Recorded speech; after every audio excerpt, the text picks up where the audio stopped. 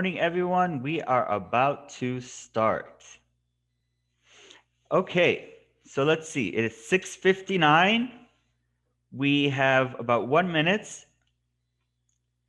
We have around so far 10 participants, and I think that number is going to grow because people are signing in as I speak. So I will begin.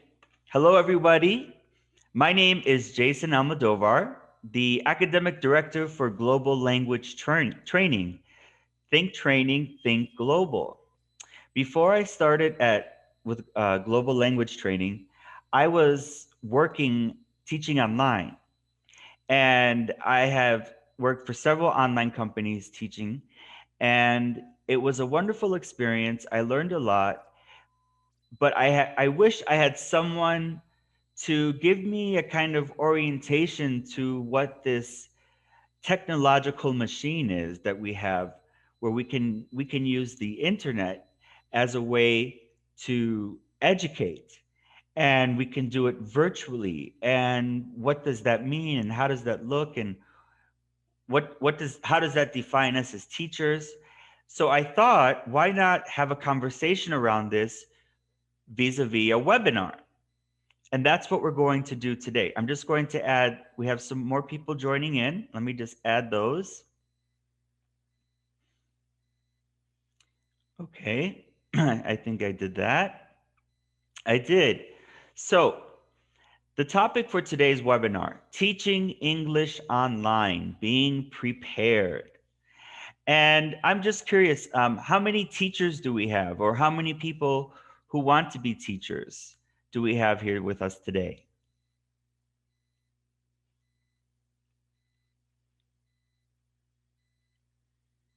You can say me in a chat, or you can just reply. How many are interested or curious or teach online or want to teach online?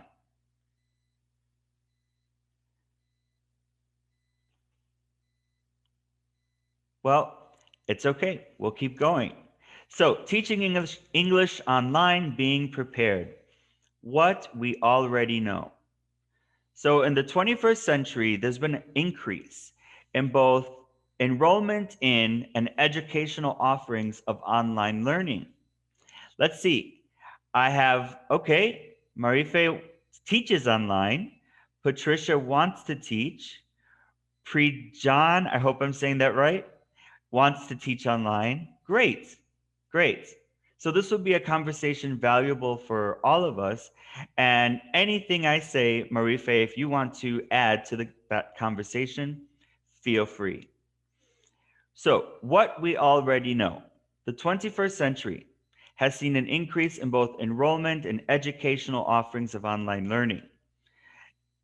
This was not a trend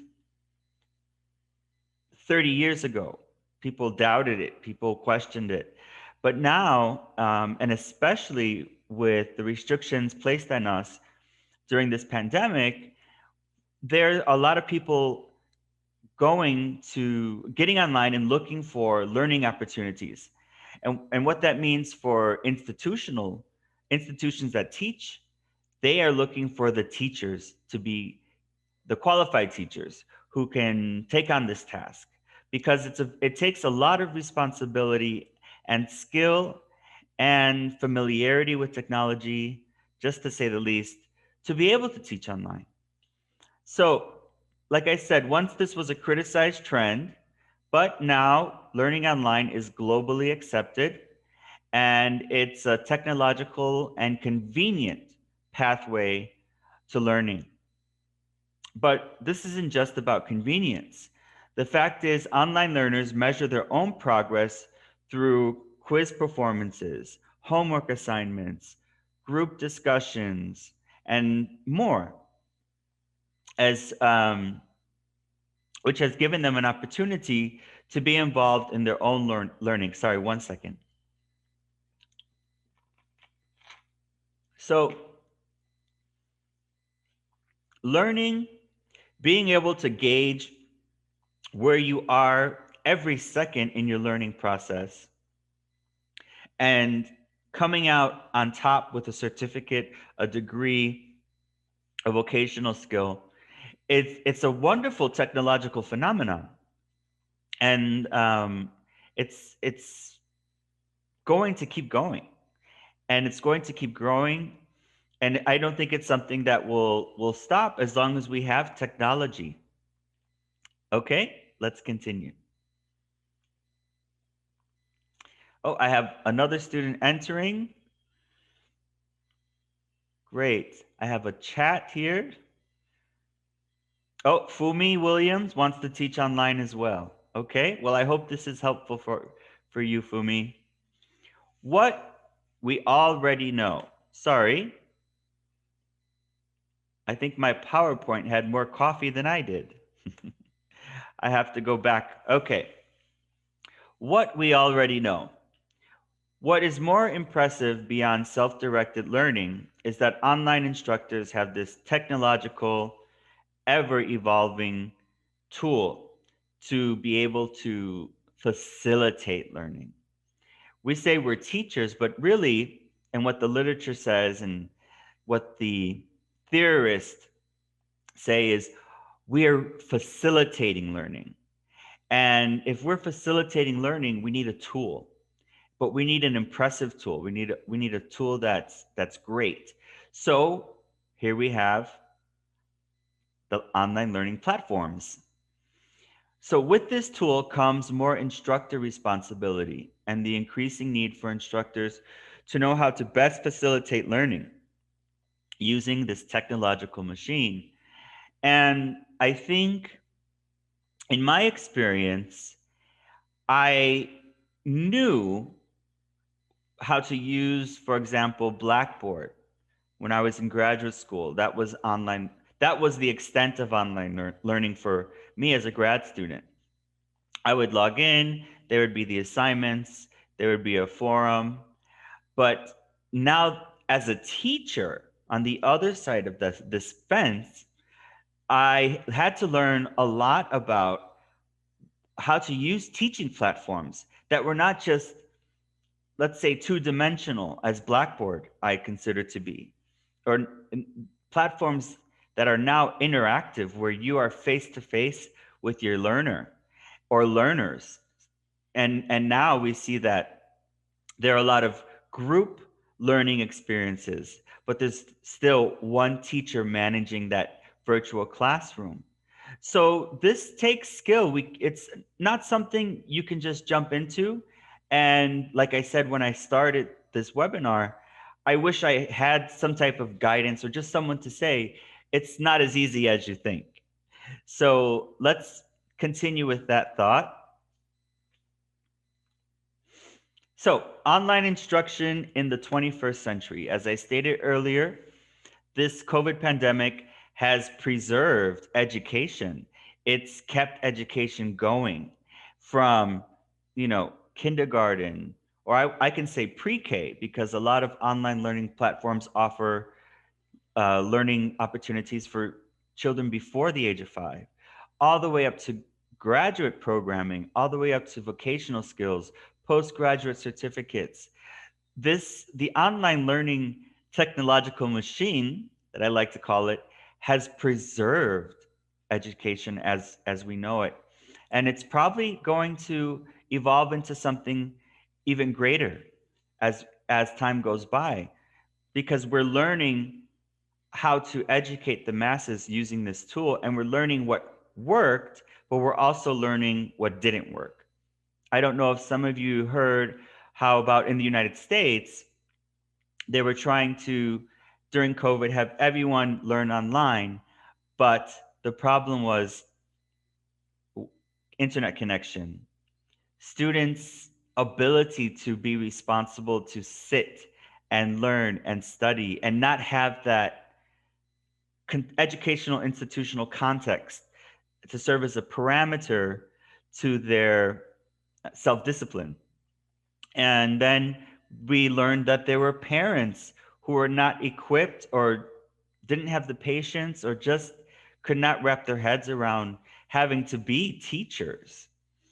And so there were some downsides that to this experience, and I'm sure that probably within the next year there will be solutions and conversations about how to better that type of situation, that type of crisis. It was a crisis.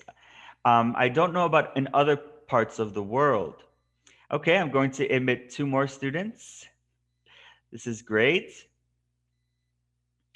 Okay, so we have Lisa and Riel.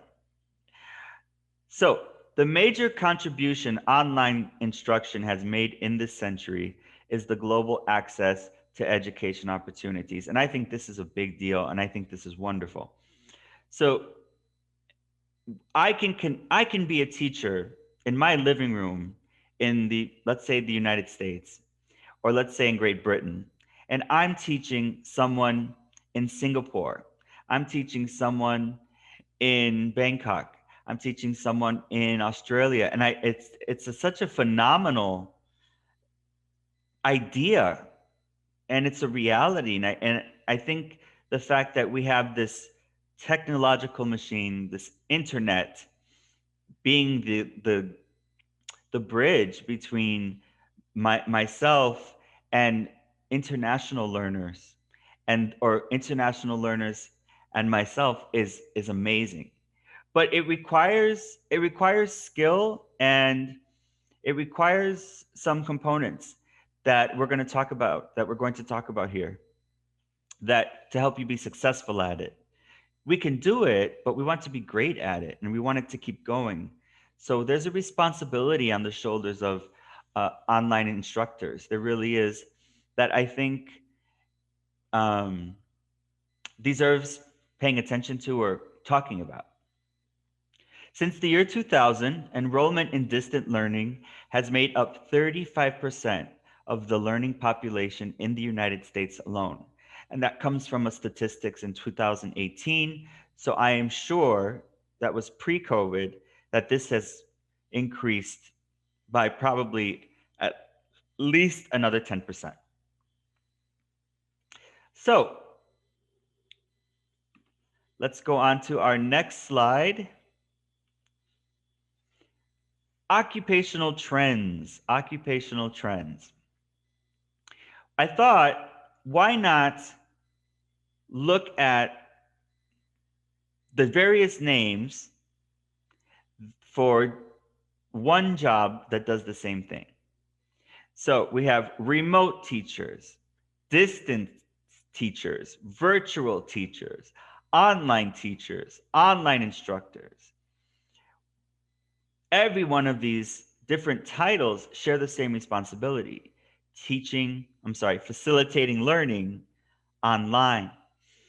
And what's great is that these opportunities range from blended courses that offer a mixture of in-person plus online instruction, or fully online learning. When I started my doctorate program several years ago, more than several years ago, but when I started, we had in-person and online instruction. And pre-COVID, the whole department, the whole program, changed to fully online learning. But what's interesting is that it made it look like it was something evolving, but it was still just a two-dimensional online platform, Blackboard, um, you know, the forum, email the instructor, you never meet the instructor, nothing virtual, no engagement. But it was because the professors were from a different generation, and did not want to come out of their comfort zone and teach online, have live sessions, do webinars, teach us about technological tools. So that is the negative side of, I don't want to say negative, that's the challenging part of online learning. We have professors who've been teaching for a long time, pre-technology, and they can't come out of their comfort zone to teach the way we're learning now. They wouldn't know how to upload a YouTube video or have a Zoom meeting or create a webinar. And this is kind of something I wanted to do, to give you an example of today, because it's the conversation is going to lead to, this is what you shouldn't do. Let's talk about what we should do. Okay, so let's continue. Employment trends for teaching online are on the rise, as we all know. Many children and adults are opting to learn online, which is great. With an increase in homeschooling, more students enrolling in post-secondary distance learning courses, and professionals continuing their education online, there is a demand for teachers equipped to teach online. And we have to meet this demand. And let's figure out how we can do that. Let's talk about that the rest of the webinar. How can we meet this demand? Now, before I go to the next slide, uh, Marife, could you contribute to the conversation and tell me, what do you think? How can we meet this demand as teachers who teach online? Um, hi to all of you. I'm Marife, or you can call me just Apps. I'm from the Philippines, so it's around 8:16 here. So there you go. I guess as for me, I can say how can we contribute? Just like what we are doing right now. It's like preparing. I took my train. I had my training last 2016, but it's here, but I haven't finished it yet. So I kept Okay. on, yeah. So maybe in the future I would enroll again. But for those times, it was a great experience because I almost like half of the materials I finished it, but I had a work to do at that time, so I didn't finish it. So the first thing I guess that we need to do, we need for us to contribute more is that training. Number one, we need to train. We need to know the trends and what else? Just That's just learning. That's good. We need the training and we need to know what the trends are. And I think if we started there, I think that's a great place to start. Let's start with the training. Let's start learning about the trends, and then let's evolve. Let's use our skills, the skill sets we already have as teachers. Let's bring all those together, and then let's be great. And that's how you keep your job as an online instructor. These online learning platforms, they hire quickly, but they also fire quickly.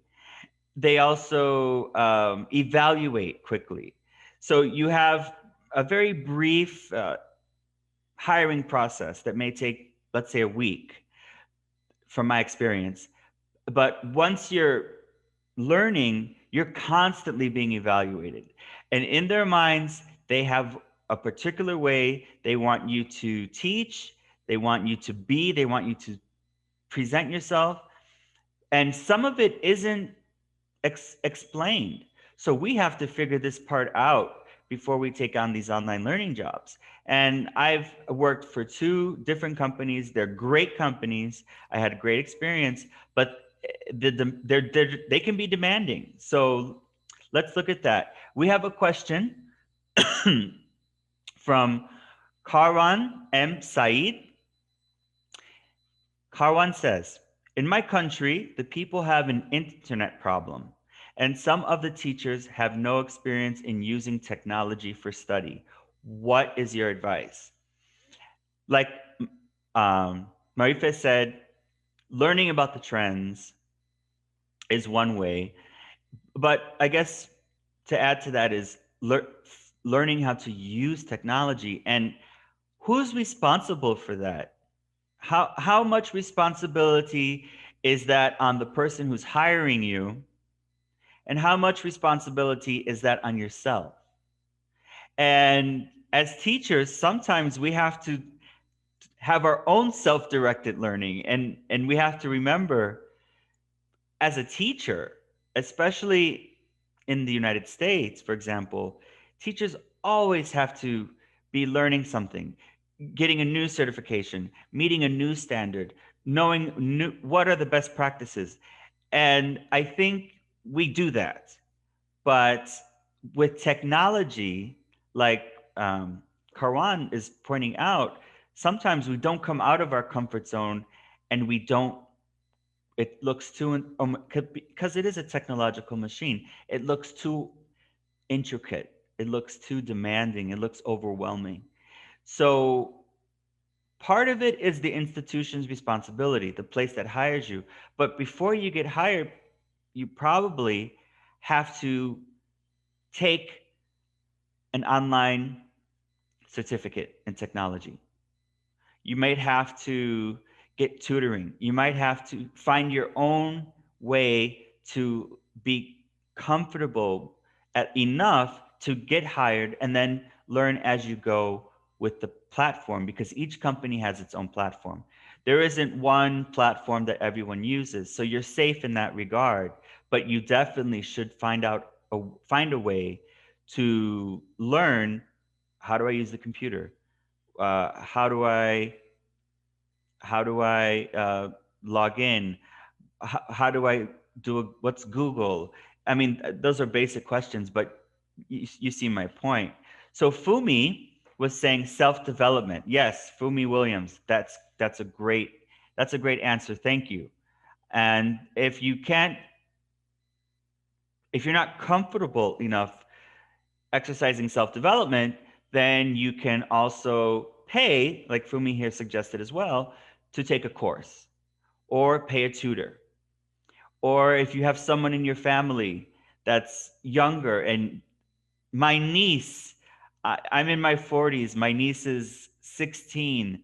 She runs circles around me with all of her abilities and knowing what's the new social media and how to edit these pictures and put all these things on your face. And so I I say, show me how to do it. Just, and then I'll start playing with it. And I know how to, edit my picture and clear out all my freckles and all these things. And so self development is important. And Marifa agrees with Fumi. She says, develop your skills. So hopefully that answered part of your question. Okay, so let's talk about this a little bit more. Let's keep going. Due to the COVID outbreak, all educational institutions have switched from classroom learning to e-learning. Sorry. And there's more dependability by organizations on quality online instructors. So where does that put online teachers in the scheme of things? So I can tell you that in my experience applying and being hired with online companies, the the one thing that we know how to do, they ask us to do in a video, is do a mock teaching session. And if you can create a mock lesson plan, you can you can realize your mock teaching session. But don't do it on your own.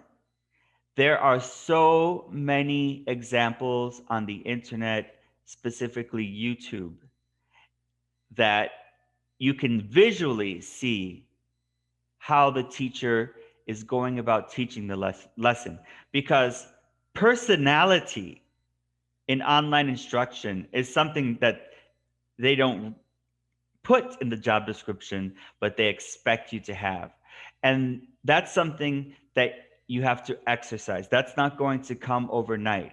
Because when you're teaching in a classroom, you're the voice of authority. There's a historical way and historical method and historical order of a classroom setting. Yes, when you take a TEFL certificate or TESOL certificate, they say, okay, here's how you put students in their desk this way and be this way and engage this way.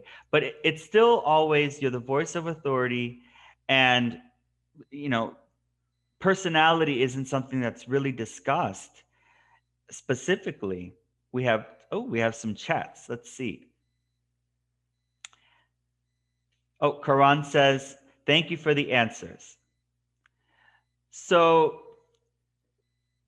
these organizations are looking for someone to be bubbly, to pop, to stand out, because they want to not just sell the product, but they want students to know, oh, we have great teachers like they have great teachers like this.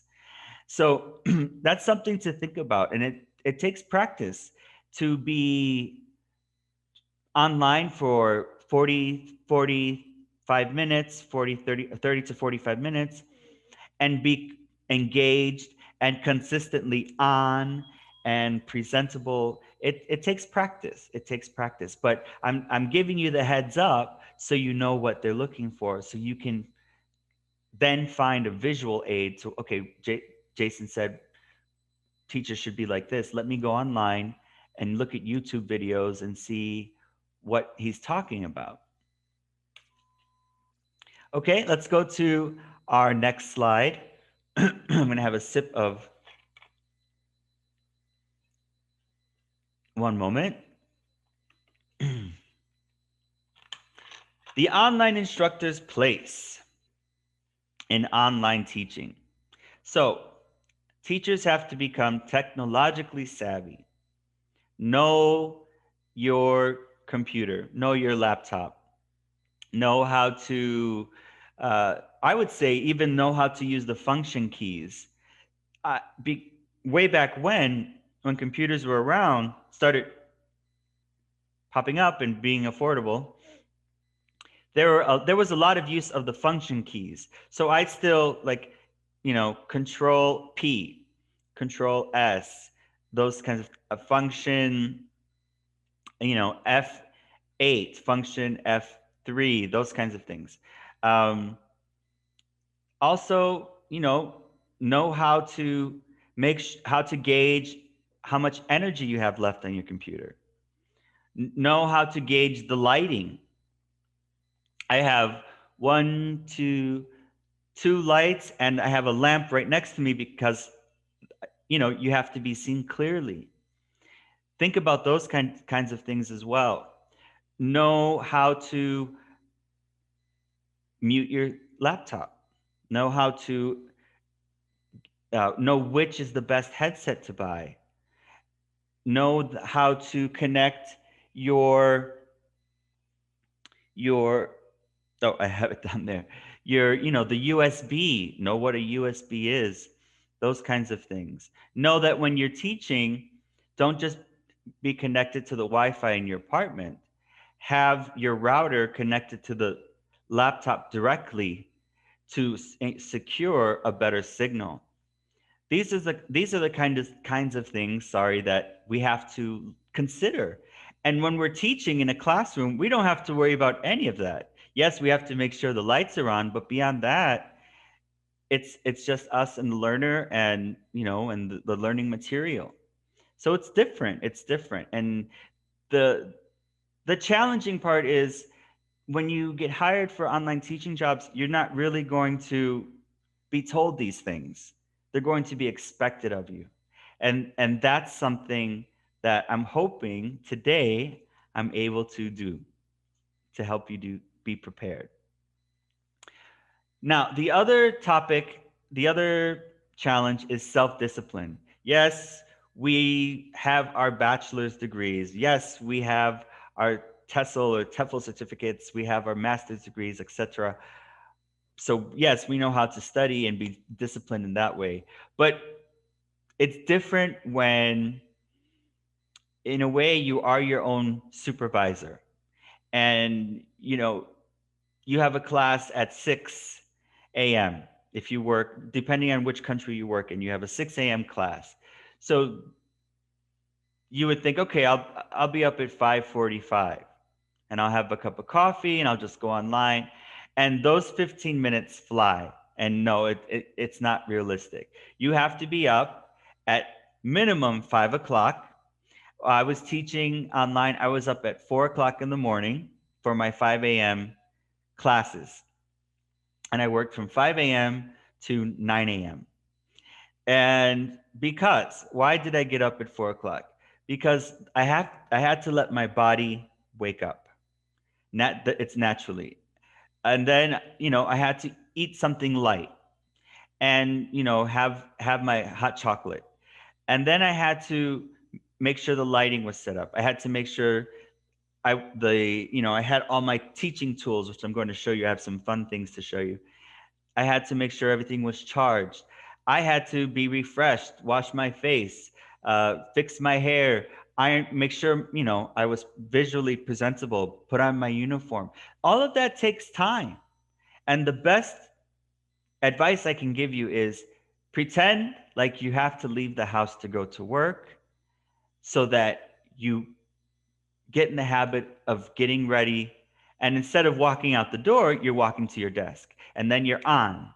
Because getting up at 5:45 and teaching at 6 a.m. and having to be alert and bubbly and personable, here we're talking about personality again, that early in the morning, your body just it's naturally doesn't do that.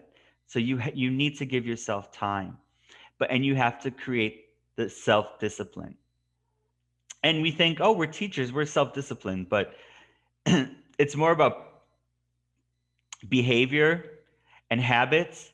And no matter what the habit is that you're trying to have, you need to practice that habit, and you need to be up at 5 a.m. Now, on the other side of the fence, if you're teaching at night, and let's say your classes start at 9 p.m. and you're teaching till 1 or 2 in the morning, then that means you don't want to use up all your energy in the day and then say, "Oh, I'm fine. I can teach at 9 o'clock," because yawning, uh, puffiness.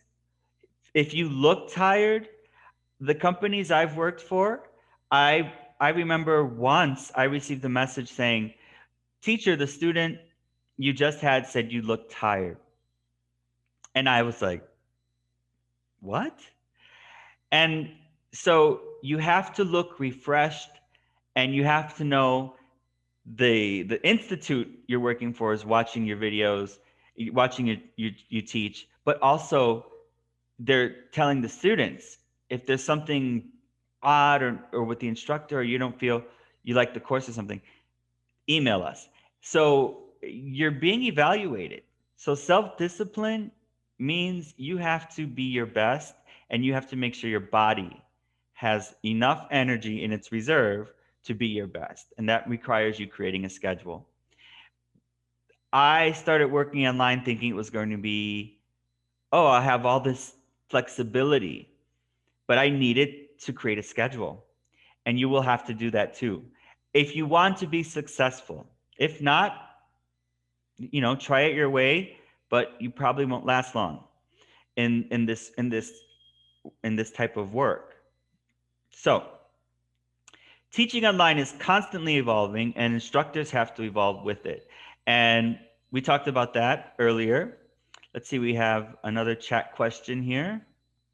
Oh, keyboard shortcuts in Zoom are even practical. Patricia, thank you. That's true. Okay. What employers are looking for? Online teachers at every grade level. I say every grade level because it's the same standard or expectation.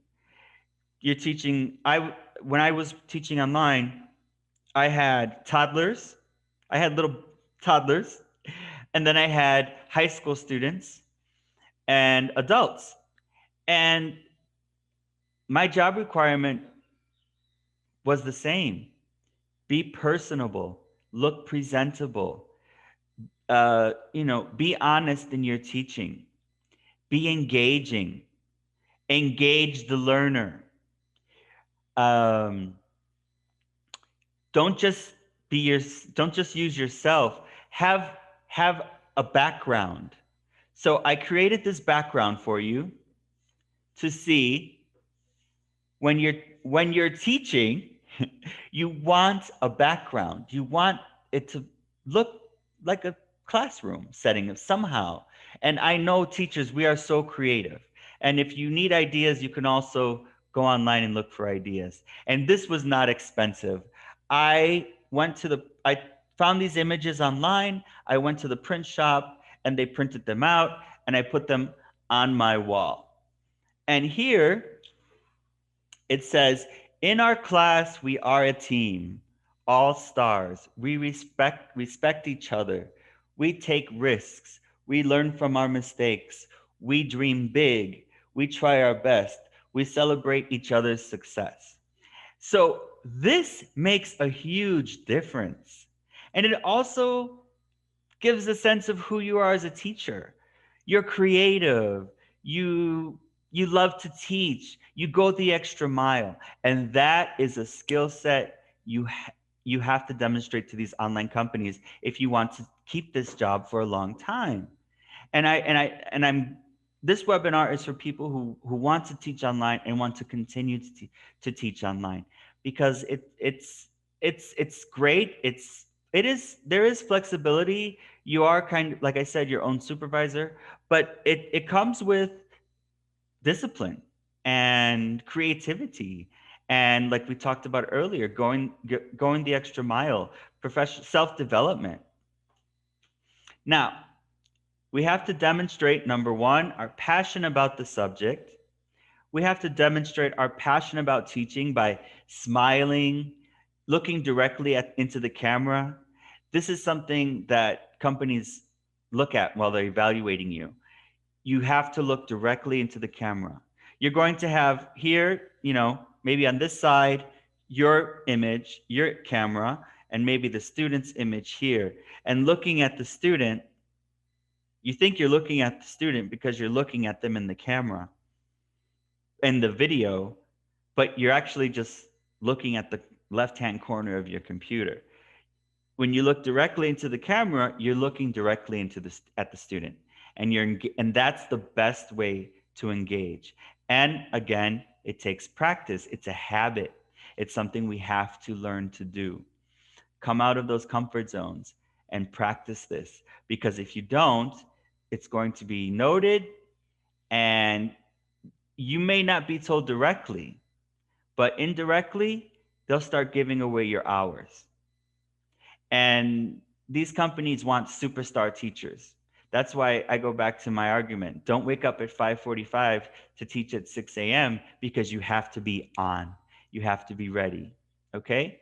So, number one, number two, number three, seize value in online education. You have to believe in what you're doing, and you have to know how to express that. Why do you want to teach online?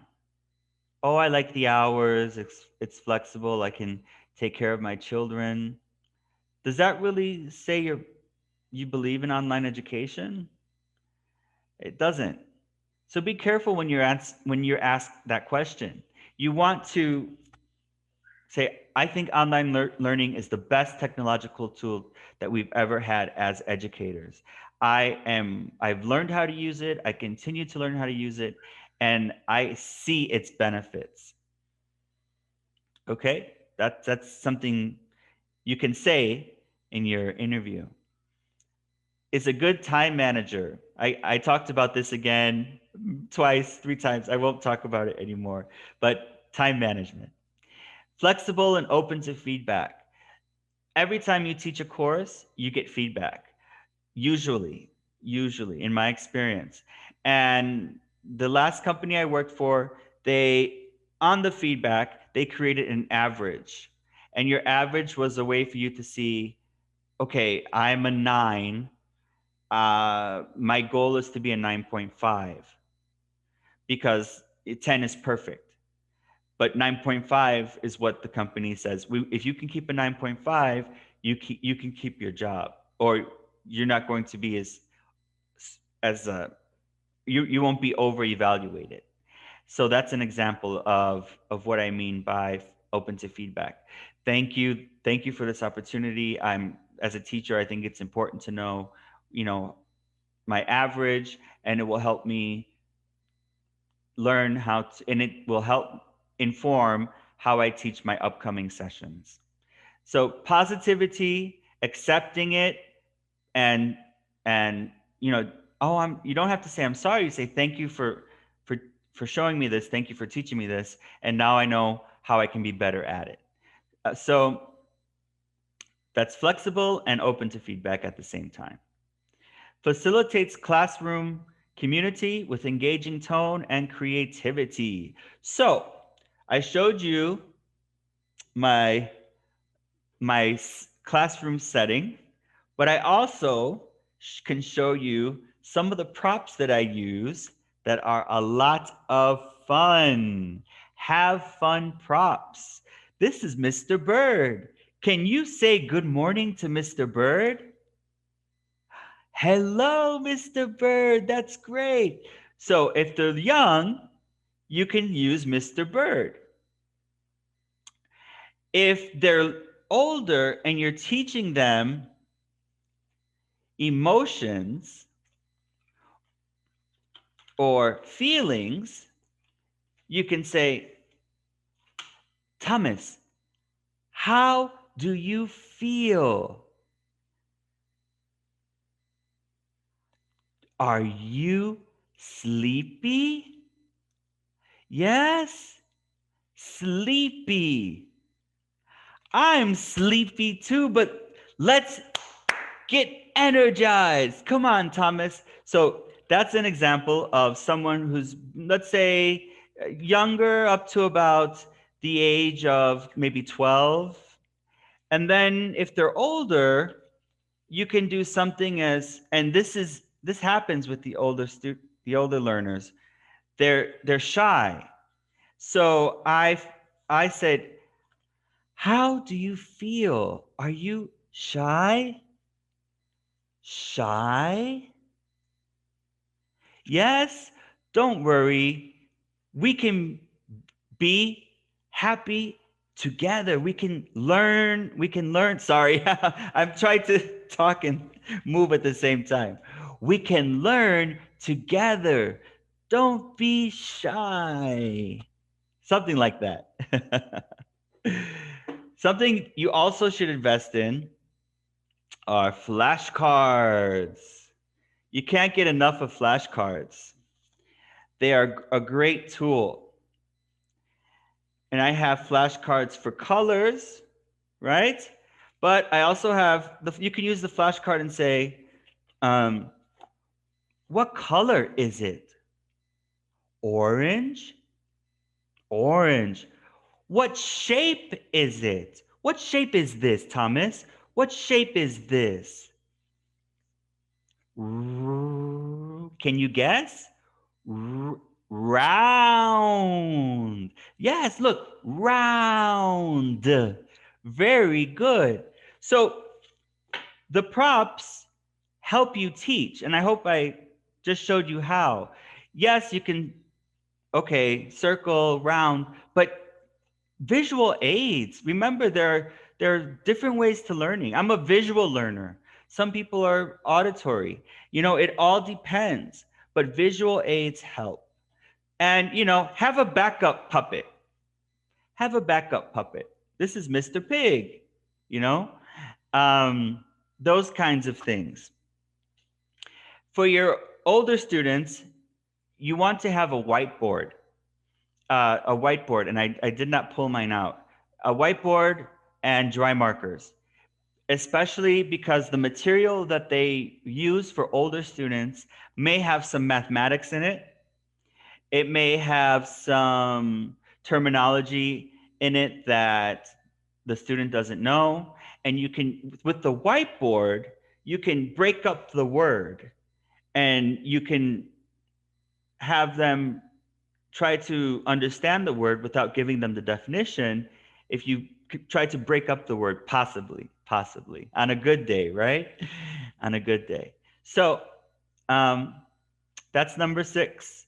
And number 7 is trained in online teaching.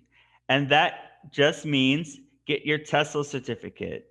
get your TEFL certificate. We have these type of opportunities for you that I know you're aware of already. So, but if you just have 40 hours, go for the 150 hours. You know, if you have the 150 hour, go for the 250 hour, and that's your professional development. So let's see. Lauren said, "Is whiteboard on Zoom not recommended?" Great question. It's your comfort zone. For me, for on the whiteboard, it's easier for me to write quickly, and if I'm breaking up a word, or let's see, I'm trying to think, why else would I use the whiteboard? Um, Terminology, oh, conjugation. But yes, if you're comfortable with using the whiteboard that they offer you in the classroom, yes. And I can tell you for a fact that the two online companies I worked for, they encouraged us to have a whiteboard, and they also encouraged us to write on the screen, because the student could later go back and look at our notes. So they encouraged both. So Lauren Sami, thank you for that question. It helped me give a better answer. I appreciate that. Okay, so let's go on here. Managing a digital classroom. Who are you teaching? Know your students. Usually you get a biographical profile of your student each time the you before you start your class. And you'll have it, if the company gives out schedules a week beforehand, you'll have it for a week to see what students you have, what their age levels are, where they are at their learning level, their likes and dislikes, which I think is great. And you'll have information about how they don't like to be taught, and how they like to be taught. And this is an example of how this is evolving online learning, and they're making it about the learner and what they want, and telling us you have to know your student. And when we evaluate you, we want to show us that you know your student. What props did you use? Were they age specific? Were you speaking in a language too formal, too advanced? Those are the types of things they look for in evaluations. And you want to be on top of that. You don't want to sleep on it. You want to read those biographies, read those profiles before you start. They help. All this information they give is to help you. If you ever took an online class, it's a lot of writing. There's a lot of reading, and but it's written to help you. And I think these companies give you all this information to make you better.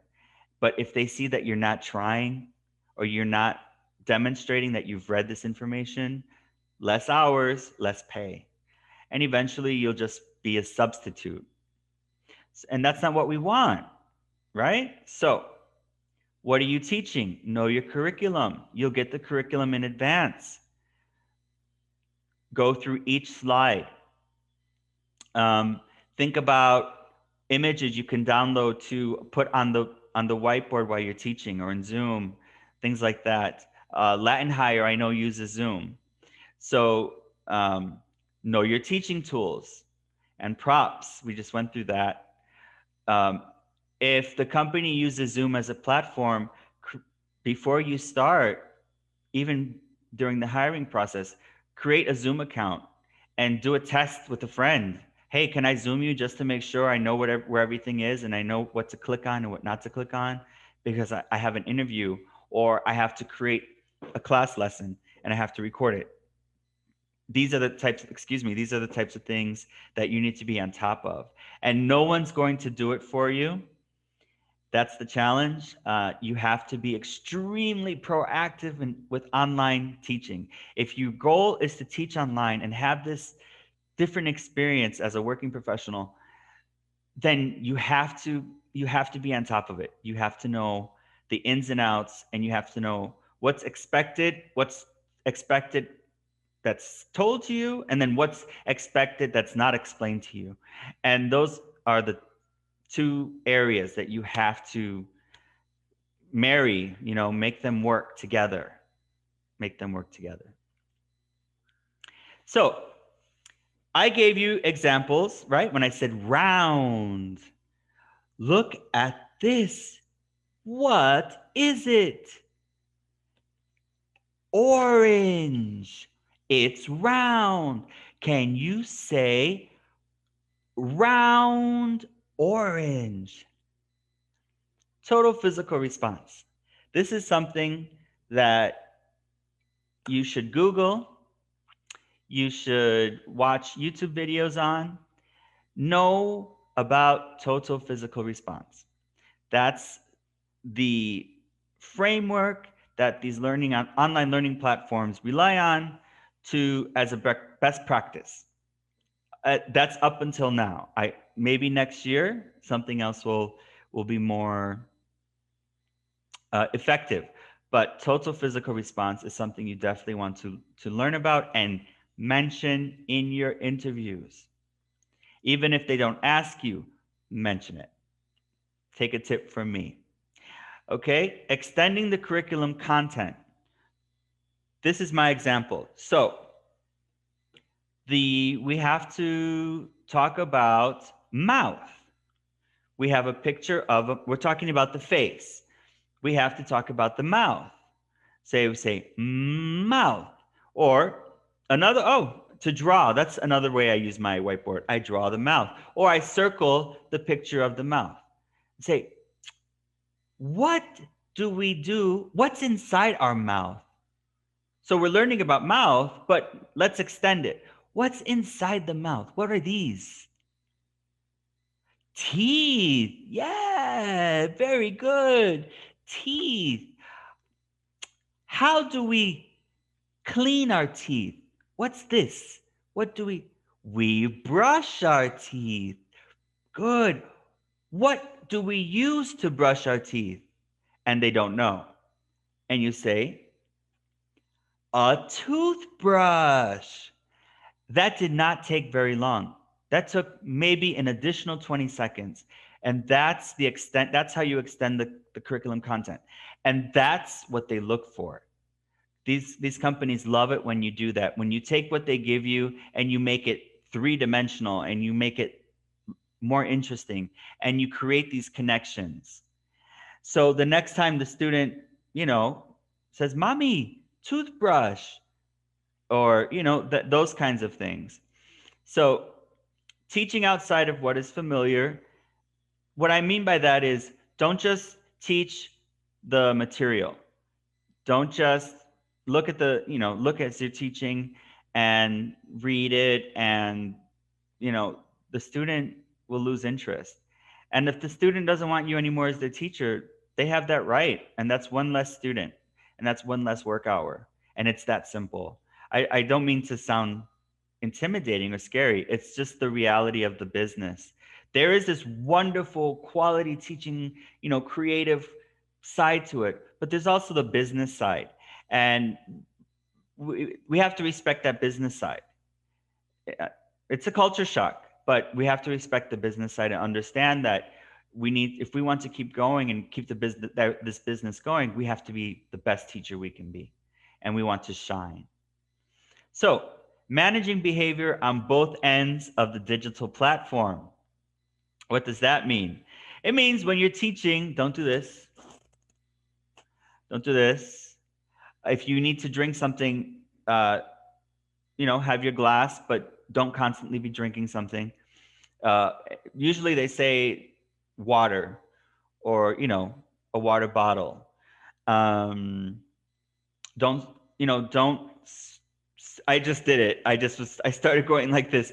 Don't swivel in the chair. Don't lay back.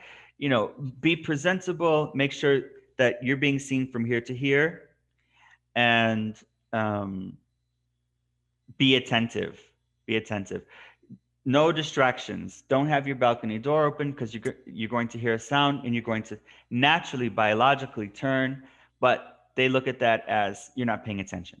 So those are the kinds of little things that we don't realize we're doing, habits we have to break, which again take practice. Okay, and then managing the child's behavior or the learner's behavior. If you have someone who is extremely shy, it doesn't matter their age, especially adults, it's harder to get them to engage. Try to use the lesson to find something personable to them.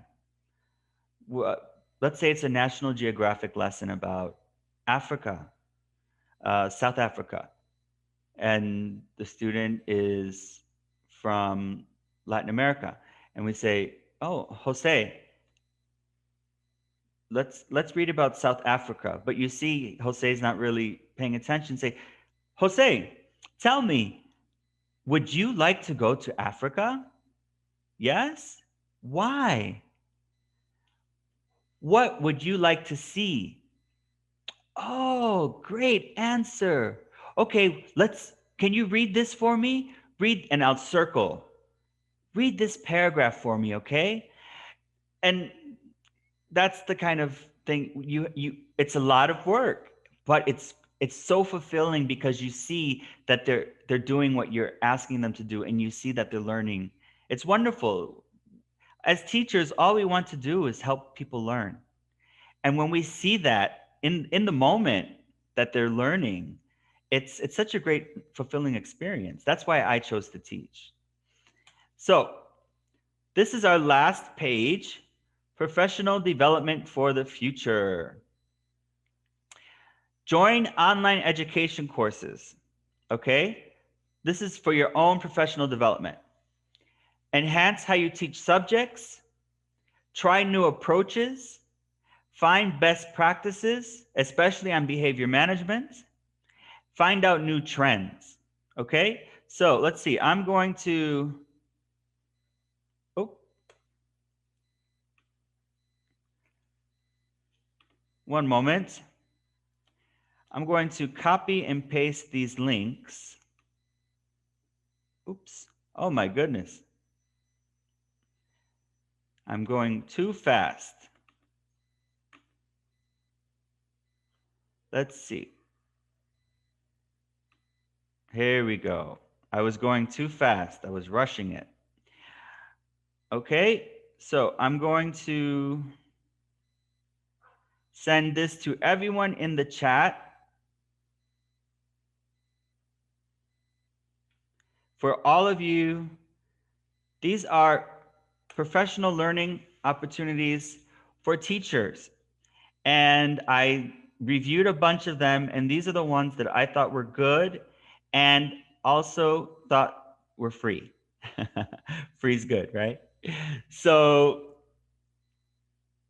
that's it. That's it.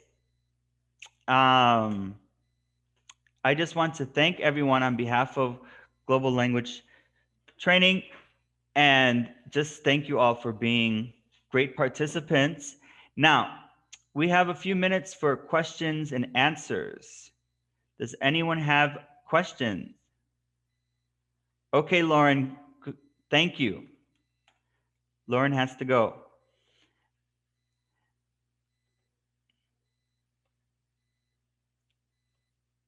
Let's see. Any questions?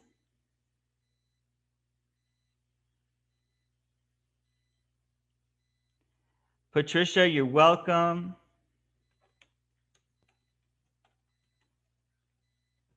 The question I may want to ask, when they said something about, I saw somewhere they said if you're a native speaker, I still don't understand the term native speaker because it depends on where you're coming from.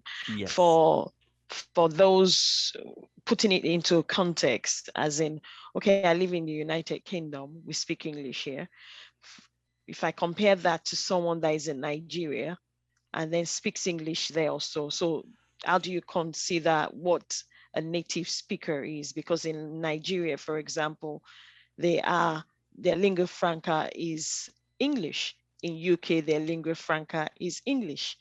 So how do you determine or define who a native speaker is, please? Okay, that's a wonderful question.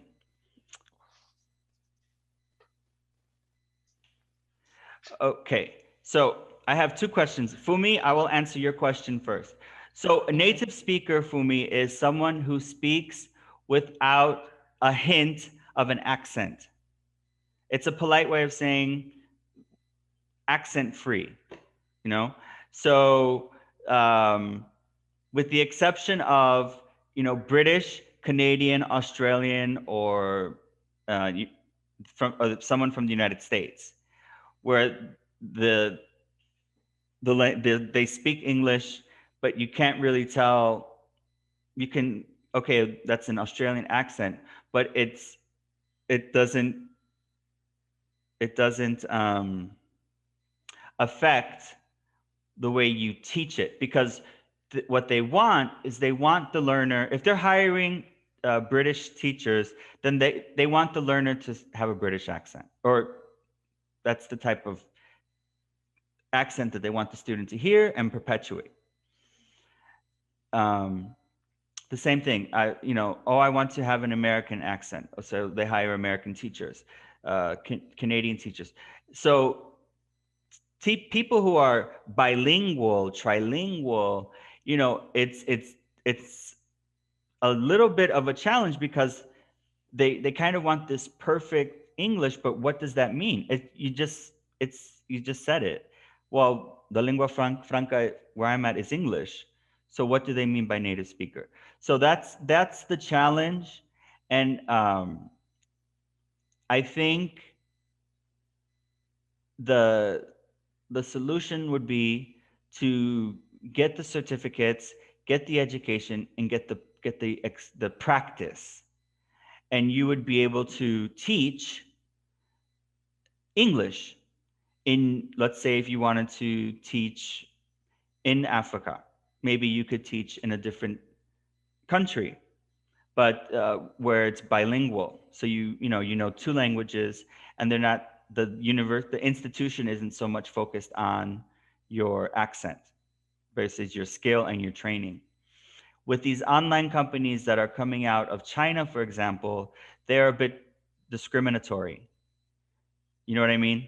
They they want the teacher to look a certain way. They want the teacher to speak a certain way. So if you're looking at and I worked for a company in China and Hong Kong, and it is discriminatory. So in that sense, they want you to just wear the same uniform, speak the same, have the same pleasant tone in your voice. So it's important. That's something that um, I would say apply everywhere, and the job that appreciates you more for your skill and your talent is probably the job you would have a better experience with anyway. Does that help? Uh, and that helps, but at the same time, I'm a fresher, so I would know where to be applying, or those that would do that, because it's a new thing for me. Yes, I have my Okay. certificate, but I don't know who discriminates and who doesn't discriminate, until when I started looking at some of the jobs that were online from some of these companies, and all I kept hearing was, you have to be a native speaker, you have to be a native speaker. But So well, yeah, they I can't got get they can't be they won't look bad if they use that term, but it is mm, discrimination. But my okay. example is this. Mm, I always wanted to learn Spanish because I wanted to live and teach in Latin America. So I studied Spanish, and meanwhile I got my bachelor's in English and my master's in education. I'm working on my doctorate now, and I was offered a job at a bilingual school, and I said, Spanish is my second language.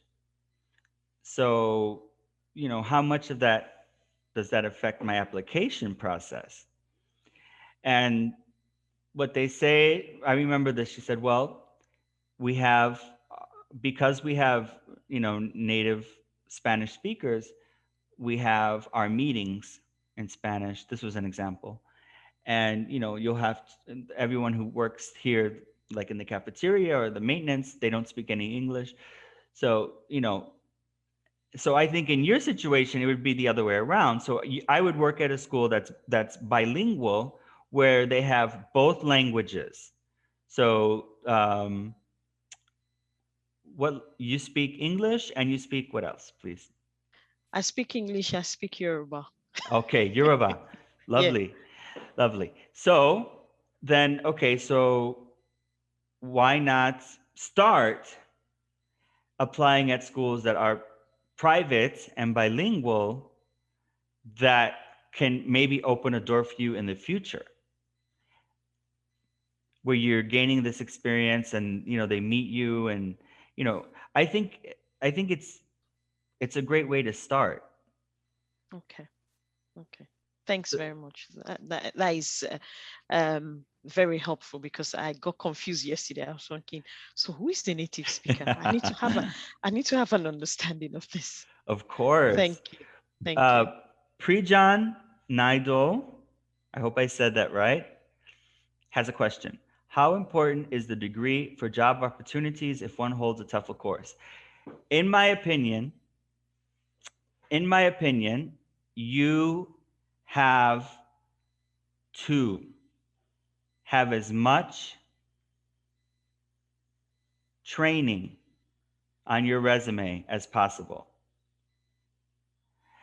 Now, companies that are starting up, there's going to be new online companies looking for teachers all the time. This is it's China dominates the market, but it's going to, and now they're starting in Latin America. So, you know, um, Fumi, you may want to try Latin Hire. That's a company here. That's a company that Oh, that they're looking at. okay. That are hiring. They're hiring aggressively.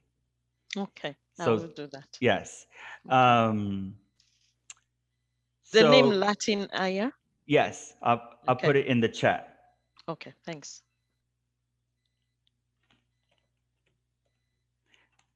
See, I'll give you the ones I know. Um, there are more than these.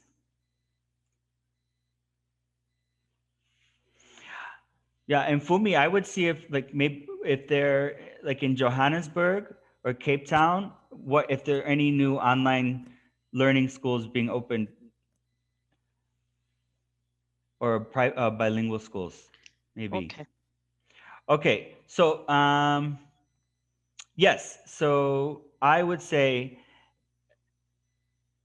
you have a better chance being hired from a company that's starting out, or recruiting heavily, where they say, okay, we a TEFL certificate, and and shine in your video. They ask you to create a video, or they'll interview you. You want to shine. So have your TEFL certificate or TESOL, and when you're interviewed in your video, you want to make sure that you are personable, you're on, you want to have props, you want to impress them, you want to be different. And that's what they're looking for. So to take the GEP exam, it's a wonderful way to demonstrate your certificate level. There are companies that say sales, looking for sales consultants, English level B1. And I've been seeing this more and more and more. B1, B2, B1, B2. So these companies are referring to the Common European Framework, right? So have that GEP exam, have that certificate ready. So, and add it to your resume, whether they ask for it or not. Definitely, I would say definitely go with the certificate to demonstrate your level of English. Okay? These are really good questions. Wow. All right. Fumi, you welcome. Prejohn, you're welcome. Okay. All right. It is 8:10. So I just want to thank everyone again for sharing their time with me. I really enjoyed it. I hope you enjoyed it too. Don't forget, this webinar will be posted on our YouTube site probably by Monday. And you can, and I sent, did everyone get the links for the professional development? Or I should say, who doesn't have the links for the professional development?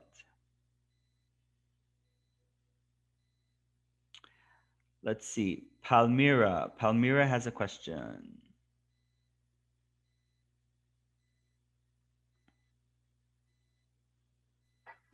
Hello, just a certificate of this webinar. Oh, is there a certificate for this webinar? Yeah. No. Yeah, I have, some kind of to prove for my school. Oh my goodness, no, there isn't a certificate for the webinar. No, oh, okay, no problem, no problem. Okay, Palmyra. So No. if there aren't any more questions, everyone, I want to say thank you. It was so nice engaging with all of you. And I hope you have a wonderful day, evening, afternoon. And I hope to see you all soon on the next webinar. If you Sorry if I can cut in. I've Yes, not yes, received yes. the links. No? The Okay. links. No, I didn't. Let's see. One moment. Please. Oh, I have it now. Thank you. Wonderful. Wonderful. Thanks. All right, everyone. Well, have a great day and thank you. See you again. Thank you. Bye-bye. Bye.